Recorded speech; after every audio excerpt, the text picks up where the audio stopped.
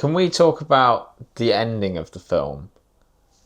Which you've already referenced to. So the naked dancing. Not the naked dancing, although I'm sure we'll get onto that. The scene preceding that, where he's basically telling Elspeth everything he's done. Yeah. And giving us, like, flashbacks. The play-by-play of what he's done. Yeah.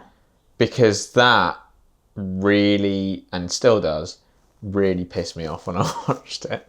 Because I thought it was a perfect example of where a film does not need to spell out to the audience what's happened, because we already fucking know. We knew. It wasn't like a surprise. It was like, oh my God, he killed them all. It's like, it was pretty fucking obvious. I know, but like, to be honest, even if it wasn't obvious, because like, could Felix have overdosed on his own? Yeah. Could she have slit her own wrists if he hadn't put the razor down? Yeah. Like, these things could have happened. So I almost would have preferred it. I mean, I would have preferred it for sure if they hadn't have done the holding your hand, spoon feeding you, whatever. Yeah. But I think that it would have been more interesting afterwards. Would have been a more divisive... Yeah. Yeah. I think so. Because... there would almost be something quite nice about a version in which it's like, actually, all these people did die from their, like, you know, with nothing to do with him. And he's just in the right place and the right time. He's maybe manipulated things a bit, and now he's just like, he's benefiting from all that. But to like put the sort of really obvious stamp on, like, let me explain to you what I did. And he's in a suit and his hair's slicked back and he's doing this weird villain monologue. I just hated it. And I think actually that's where he's weakest in the film as well. But I think he really overplays that section. I just thought it was so... Really, I thought it was a poor way to end it. Because it reminds me of another film that does this. That is another film that I really don't like. But there was the Joaquin Phoenix Joker film. I'm sorry, the what? Joaquin Phoenix Joker film. The who? Joaquin Phoenix. Joaquin Phoenix.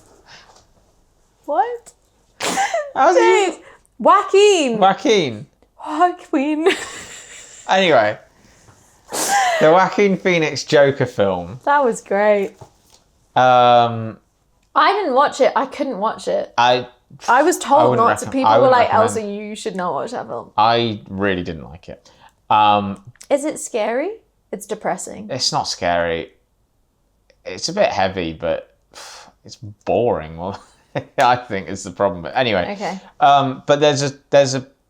So I'm going to spoil a bit of the film for you now, but it's okay. I don't think I'm going to watch it. So, in the film, he's obviously a bit of a loner character, and he meets a neighbour of his, and played by Zazie Beetz, and they have an interaction in the hallway, like a friendly interaction in the hallway, and then he proceeds to date her, and you get this montage of them going out and dating, and him being in her flat, and them going to the fairground, and all this kind of stuff. And then later on in the film, he has something bad happens, I can't remember, and he's sat in her apartment, and she opens the door and walks in and goes, oh, and is like clearly surprised that he's sat there, and is like, you're the guy from like flat 7, right? Like, and you realise that in that moment that he's made up this fantasy in his head that they're dating, and they never were. And the only interaction he'd had with her was the interaction in the hallway. But the film, so you get that in that moment, just from her look and her going, you're the guy from down the hall, right? You go, oh, okay, right. That wasn't real. But then the film proceeds to then decide to replay all the flashback moments of him, but on his own without her. And you go, I know, I get it. Like, you don't have to spell it out for me. I get it. Like, and it really frustrates me because I feel like audiences are more intelligent than they are sometimes given credit for, and they get things, they understand things, and I think like, but I don't think you should make stuff to cater to like. I agree. A lowest common denominator of like we should give the audience the credit of like understanding it, or you know, if they don't understand it, that's fine, they can look it up, or they can talk to someone who does understand it, or do you know what I mean? And I'm sure there are people for which, I'm not discounting, there will be people that for which that do need hand holding through things a little bit more for whatever reason, and I accept that totally. But I just think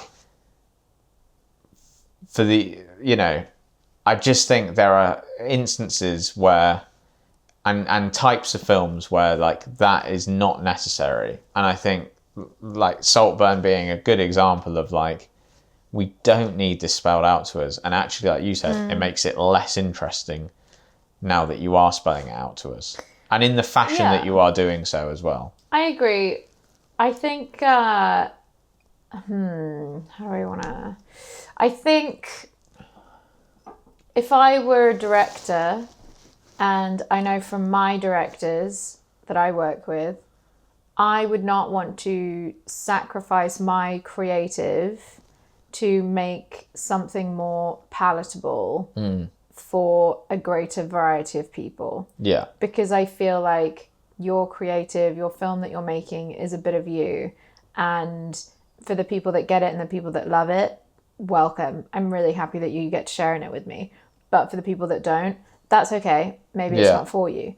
But I do think that we are now in this place with the film industry that there is a lot of pressure from the studio on the director and the producers to make something that people will get, and that like is available for a wider group of people, so that it's going to, you know, make a lot more money and there'll be a lot more interest around it. And I think, you know, we see that in second screen writing for films, that, you know, the actors say out loud what they're doing so that people cannot be focused on the film and doing other things. We see that in the fact that they are now casting influencers in roles in films, and when actors now go to audition, they are, one of the first things they're asked is, how many followers do you have on social media, which is fucking crazy. Yeah. But I do think there is a huge amount of pressure on people to make these. No, and I get that, and I'm not having a go at necessarily the director. I think especially, I mean, maybe Joker was a bad example to bring up as well, because it's a mainstream like comic book movie that, like, regardless if it was like doing something slightly different with the genre, it's like, it's still a mainstream comic book movie that all ages and all different people are going to go see. And that, so like maybe that's a bad example, but it's just one that stuck out to me as one that I remember as hand holding. But I also, like, I don't think that Saltburn, what I just said, I don't get the impression that that was a thing. I feel like that was just what was written. Yes, yeah. And that, I don't think that this film was particularly intelligent or a head scratcher. I think it was like, to be honest, like a bit of a kitschy gothic thriller that every now and again has some pretty like dry, funny, laughing at the rich moments. And that's kind of all I thought it was. Yes, but I think I guess where I have the problem with it is that it's then like, I agree with you. I think that's what it is. But I think that the people making it think that it's more than that.